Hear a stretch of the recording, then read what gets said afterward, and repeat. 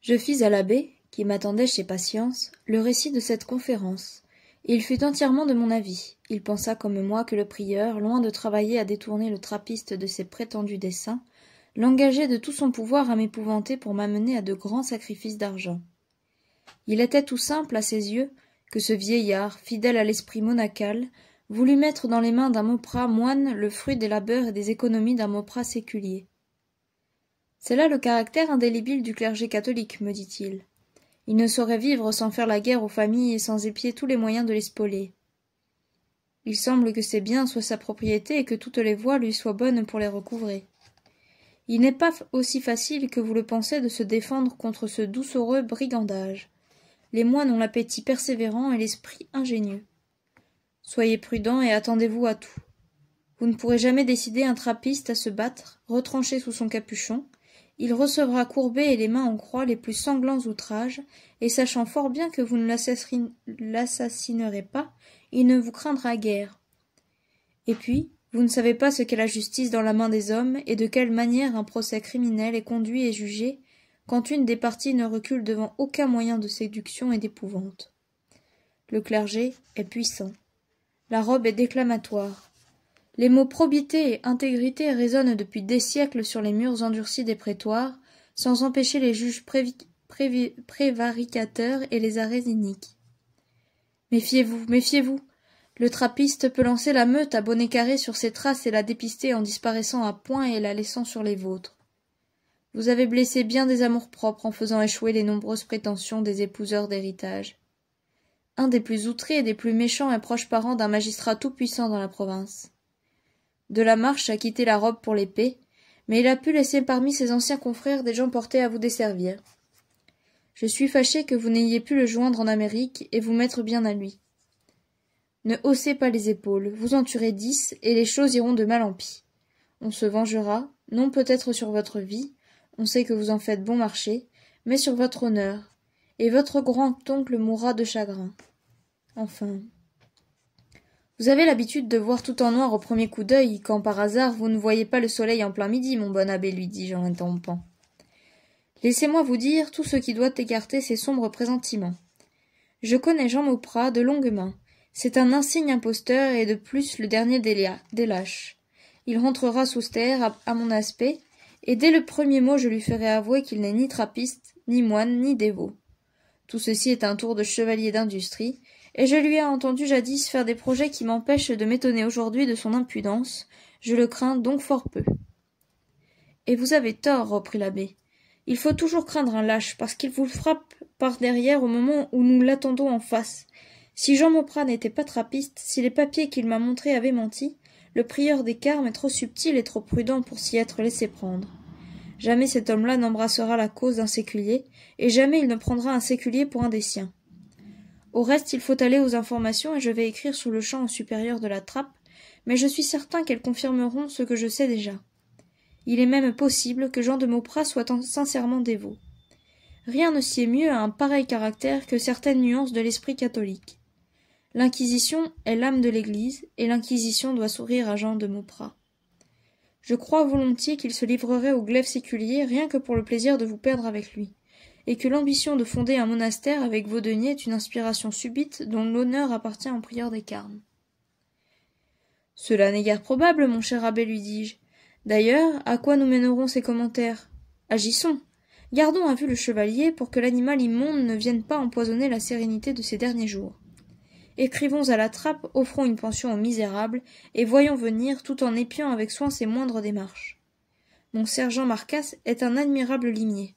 Mettons-le sur la piste, et, s'il peut parvenir à nous rapporter en langue vulgaire ce qu'il aura vu et entendu, nous saurons bientôt ce qui se passe dans tout le pays. En devisant ainsi, nous arrivâmes au château à la chute du jour. Je ne sais quelle inquiétude tendre et puérile, comme il en vient aux mères lorsqu'elles s'éloignent un instant de leur progéniture, s'empara de moi en entrant dans cette demeure silencieuse. Cette sécurité éternelle, que rien n'avait jamais troublée dans l'enceinte de ces vieux lambris sacrés, la caducité nonchalante des serviteurs, les portes toujours ouvertes, à tel point que les mendiants entraient parfois dans le salon sans rencontrer personne, ou sans causer d'ombrage, toute cette atmosphère de calme, de confiance et d'isolement, contrastait avec les pensées de lutte et les soucis dont le retour de Jean et les menaces de Carme avaient rempli mon esprit durant quelques heures. Je doublai le pas, et, saisi d'un tremblement involontaire, je traversai la salle de billard. Il me sembla, en cet instant, voir passer sous les fenêtres du rez-de-chaussée une ombre noire qui se glissait parmi les jasmins, et qui disparut dans le crépuscule. Je poussai vivement la porte du salon et m'arrêtai. Tout était silencieux et immobile. J'allais me retirer et chercher Edmé dans la chambre de son père, lorsque je crus voir remuer quelque chose de blanc près de la cheminée où le chevalier se tenait toujours. « Edmé, êtes-vous ici » m'écriai-je. Rien ne me répondit. Mon front se couvrit d'une sueur froide et mes genoux tremblèrent. Honteux d'une faiblesse si étrange, je m'élançai vers la cheminée en répétant avec angoisse le nom d'Edmé. « Est-ce vous, enfin, Bernard » me répondit-elle d'une voix tremblante. Je la saisis dans mes bras. Elle était agenouillée auprès du fauteuil de son père et pressait contre ses lèvres les mains glacées du vieillard. « Grand Dieu » m'écriai-je en distinguant à la faible clarté qui régnait dans l'appartement la face livide et roidie du chevalier. « Notre père a-t-il cessé de vivre ?»« Peut-être, me dit-elle avec un organe étouffé. Peut-être aussi, évanoui seulement, s'il plaît à Dieu. De la lumière, au nom du ciel, sonnez ! Il n'y a qu'un instant qu'il est dans cet état. » Je sonnai à la hâte, l'abbé nous rejoignit, et nous eûmes le bonheur de rappeler mon oncle à la vie. Lorsqu'il ouvrit les yeux, son esprit semblait lutter contre les impressions d'un rêve pénible. « Est-il parti ? Est-il parti, ce misérable fantôme » s'écria-t-il à plusieurs reprises. « Oh là, Saint-Jean, mes pistolets, mes jambes, qu'on jette ce drôle par les fenêtres !» Je soupçonnai la vérité.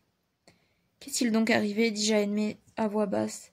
« Qui donc est venu ici durant mon absence ?»« Si je vous le dis, répondit Edmé, vous le croirez à peine, et vous nous accuserez de folie, mon père et moi. Mais je vous conterai cela tout à l'heure. Occupons-nous de mon père. » Elle parvint par ses douces paroles et ses tendres soins à rendre le calme au vieillard. Nous le portâmes à son appartement, et il s'endormit tranquille. Quand Edmé eut retiré légèrement sa main de la sienne et abaissé le rideau ouaté sur sa tête, elle s'approcha de l'abbé et de moi, et nous raconta qu'un quart d'heure avant notre retour, un frère quêteur était entré dans le salon où elle brodait, selon sa coutume, près de son père assoupi.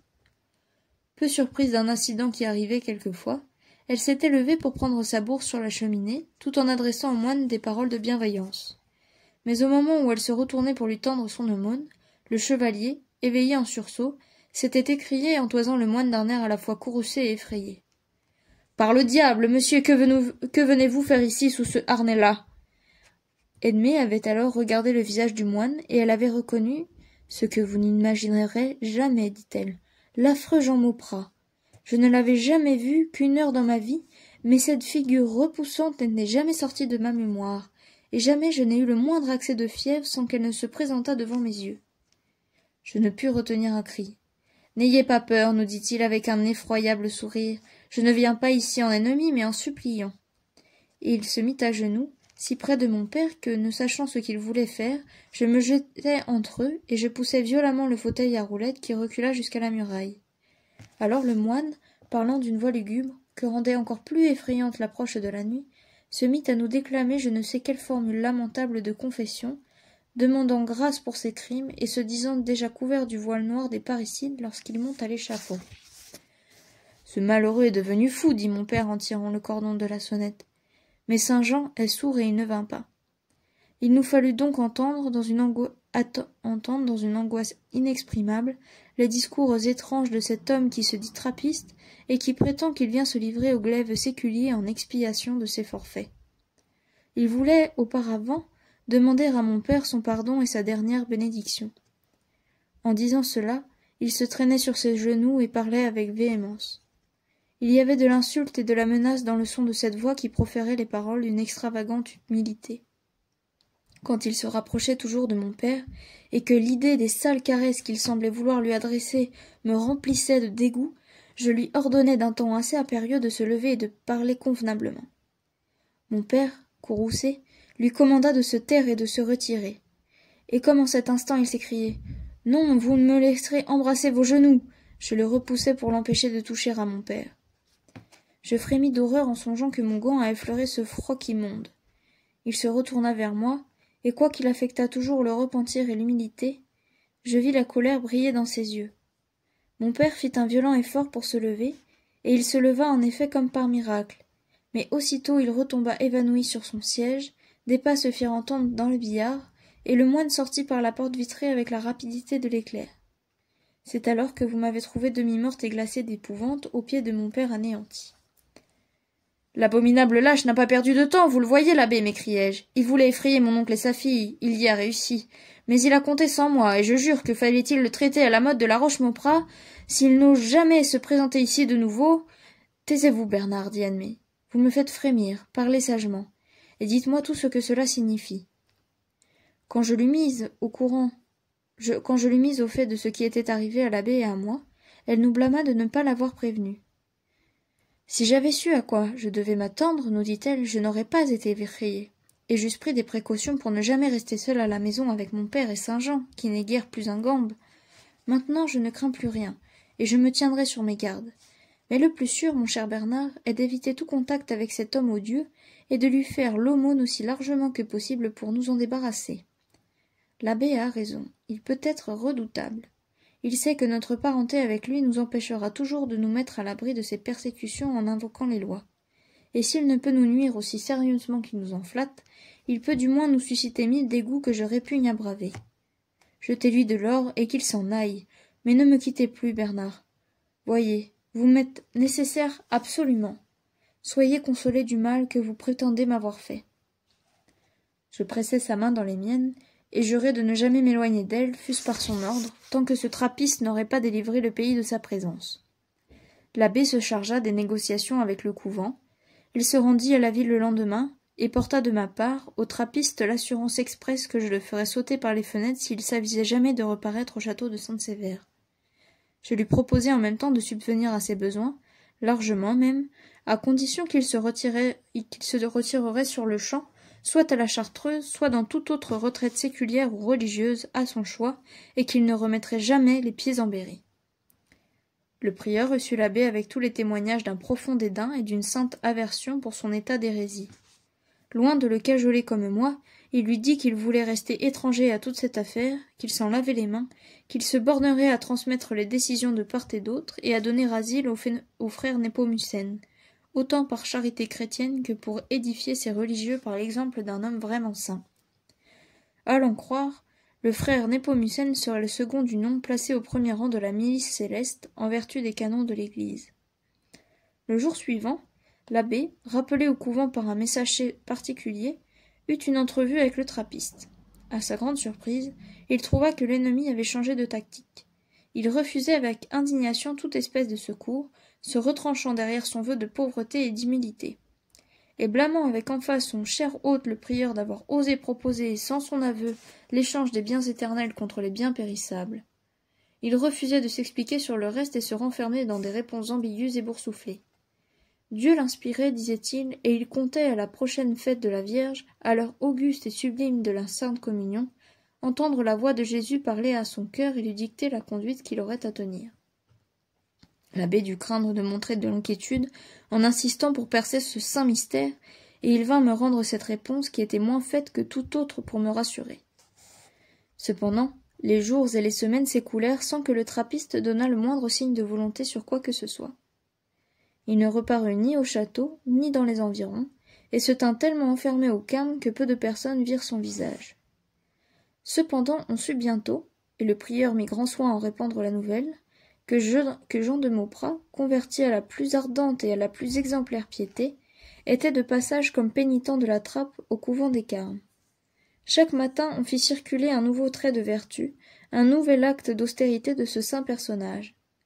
Les dévotes, avides du merveilleux, voulurent le voir, et lui portèrent 1000 petits présents qu'il refusa avec obstination. Quelquefois il se cachait si bien qu'on le disait parti pour la trappe, mais au moment où nous nous flattions d'en être débarrassés, nous apprenions qu'il venait de s'infliger dans la cendre et sous le cilice des mortifications épouvantables, ou bien il avait été pieds nus, dans les endroits les plus déserts et les plus incultes de la Varenne, accomplir des pèlerinages. On alla jusqu'à dire qu'il faisait des miracles. Si le prieur n'était pas guéri de la goutte, c'est que, par esprit de pénitence, il ne voulait pas guérir. Cette incertitude dura près de 2 mois.